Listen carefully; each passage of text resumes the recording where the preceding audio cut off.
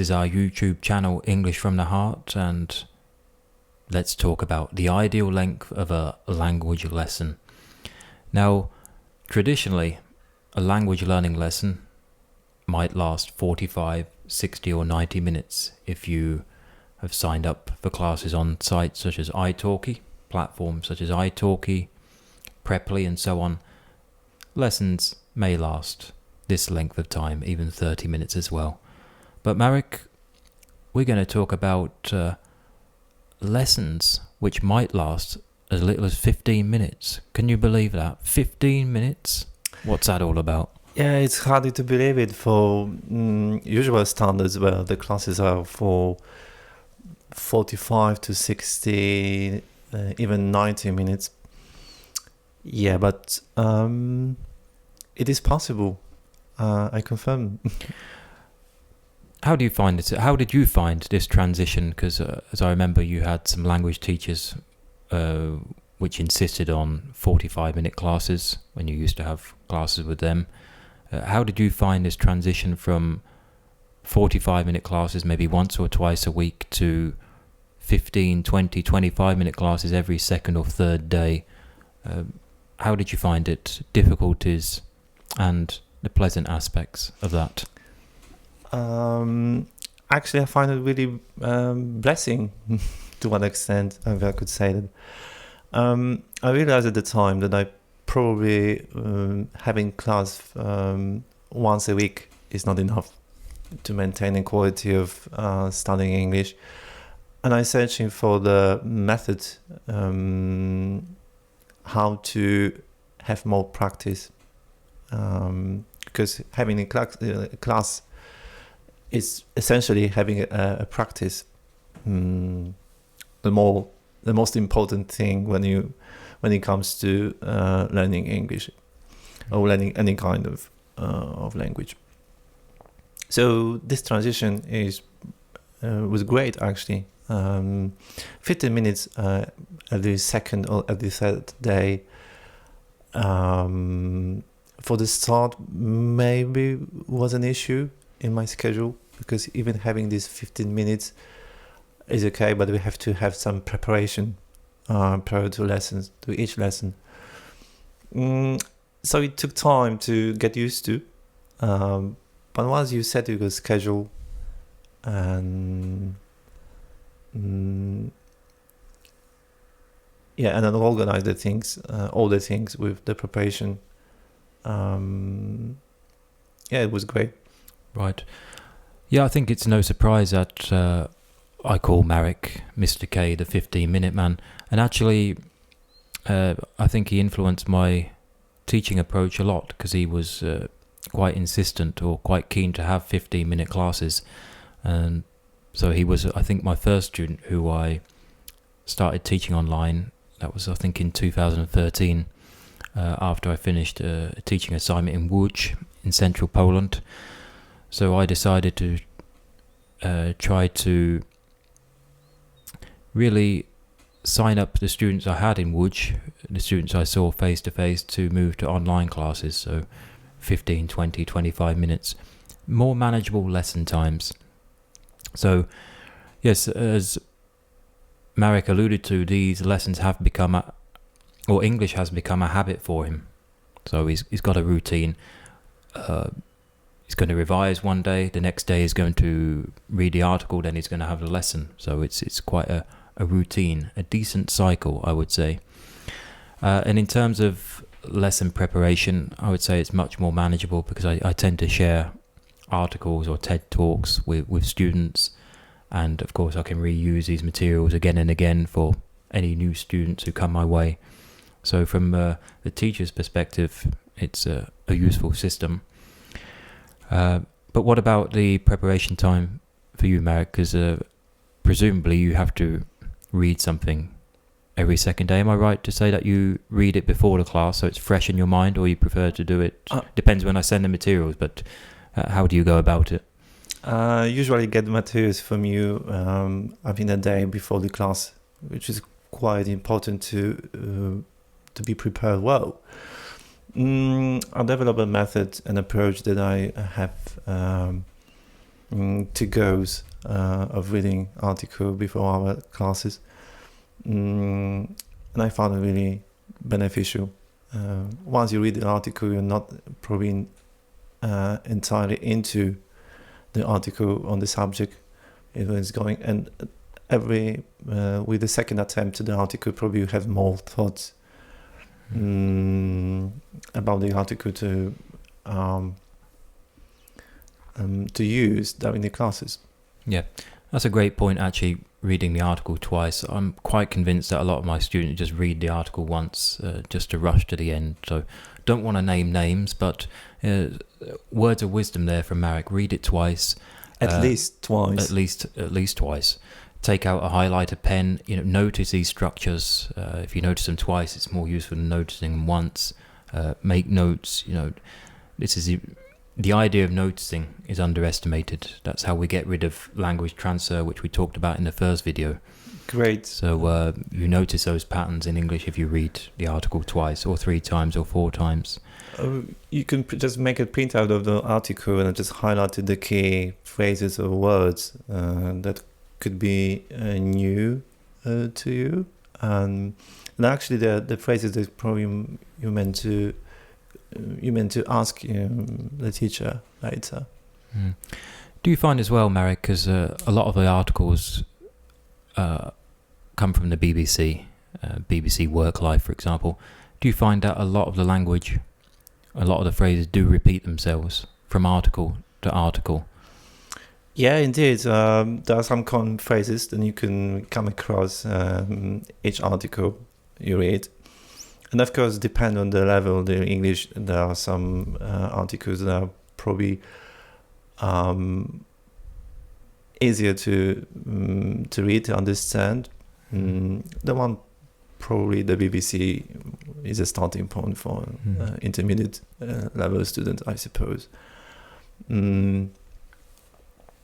I must admit another point that probably your articles from you are quite reasonable when it comes to length, so students wouldn't be worried about the time for preparation, because they are really just the right in terms of the length to be prepared. They're not long articles, not for 10 or more pages.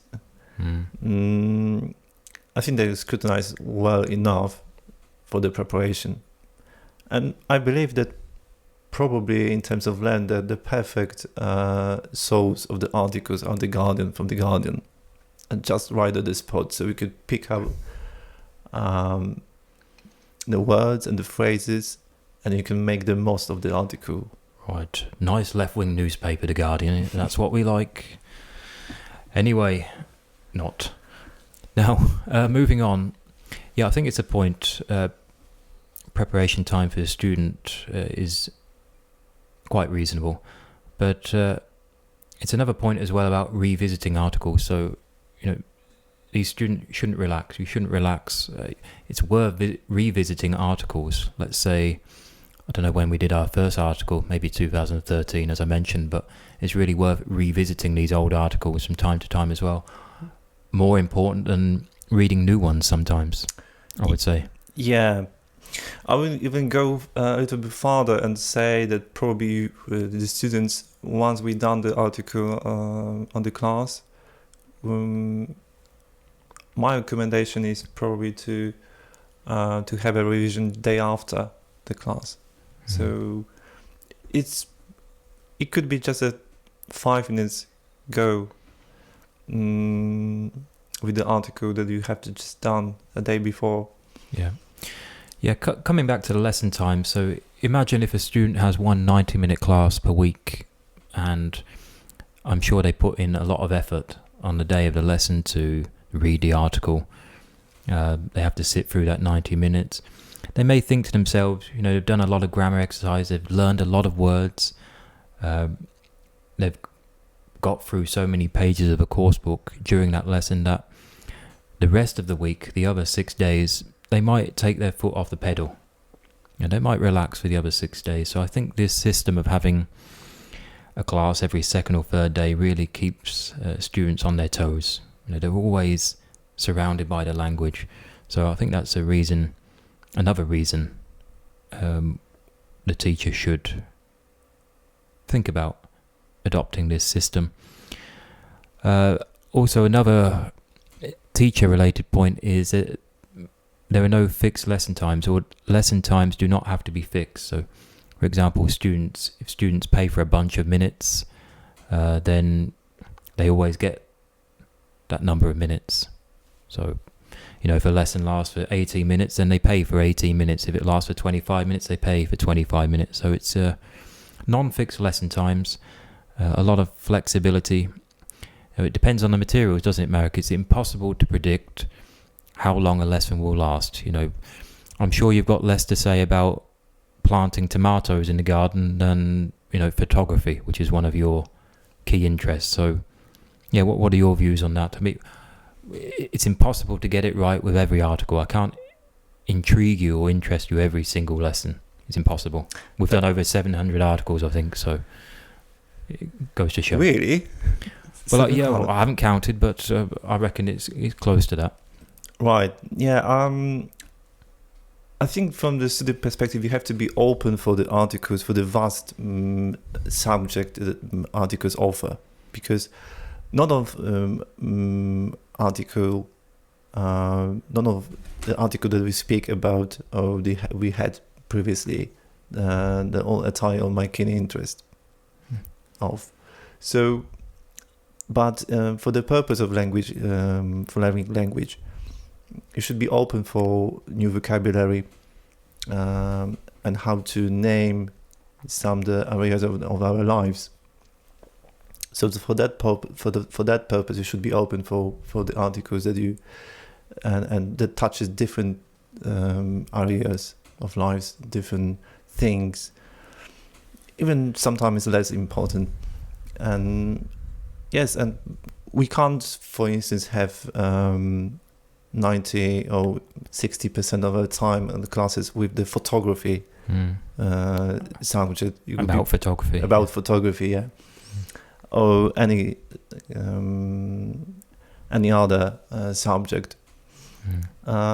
Because for one, it could be boring, and two, just slightly inefficient. Yeah. Well, that's it. I think we need to intrigue students, and every topic, any topic can be intriguing, even if it's controversial. We've done quite a few controversial topics about, I don't know. Try to find your point of view, your approach, even if you don't agree or if you don't like the article. Yes, I always try to find the perfect solution. Yeah, I think that's a point as well. I've had a few lessons which haven't lasted much longer than 10 minutes because students simply don't feel comfortable talking about certain topics. So that's right. Sometimes it might be my fault. Sometimes, maybe they could open up a little bit more. Just this week, actually, I've sent an article to a student about the importance of their mother, importance of the mother in their lives, what the mother figure represents for them. Now, I know for sure that I've got 2 or 3 students who wouldn't be able to talk about this, who have difficulties opening up. But all in all, most students are happy to give every topic a good go. Of course, you can't hit 10 every time. But I think more again about open to the subject and an idea to be able to speak about every subject. That's the key, and that's probably the purpose of the articles. Yes, indeed. I think there's one final point, though. Maybe it's advice for teachers. I have introduced something this year where a lesson does need to last a minimum amount of time. It's around, I think it would be 13 minutes this year, and it will go up to 15 minutes maybe in a few years' time. So, it would be quite unfair of me to sit to prepare for a lesson and it lasted 7 minutes, for example. It's happened a few times before. So I think there have to be limits. Yes, we on the whole trying to be non-materialistic here, as much as possible, but there have to be limits. I think there have to be limits, and I believe that probably in the previous system when we had classes for 90 minutes or for 60 minutes probably, or 45 or so. Previously, I think after crossing 30 minutes, I started to be a bit tired, just natural tired. So I found that 20 minutes classes are just good enough, just perfect balance. Yes, indeed. So for that reason, and for just for an efficiency reason as well, short but often frequent classes could be better. Right. Well, there you go. Straight from the horse's mouth. There's an idiom for you, meaning person who has direct knowledge of this topic. That's Mr. Marek here, straight from the horse's mouth. So, yeah, in essence, I think we've dealt with this topic, the ideal length of a language learning lesson, something for you teachers out there to consider, implementing a new system, particularly if you teach online, and for students as well to mention to their teachers a manageable system. Yeah. Well, so we're coming to an end here. Yeah, hit the like button, hit subscribe. We're trying to hit, new goal, 500,000 subscribers by the end of the year. We'll get there, won't we, Marek? Yeah, reach the level for sure. Yeah, we'll get there. See you in the next video. Thank you. Cheers. Thank you. Cheers. All the best. Bye. All the best.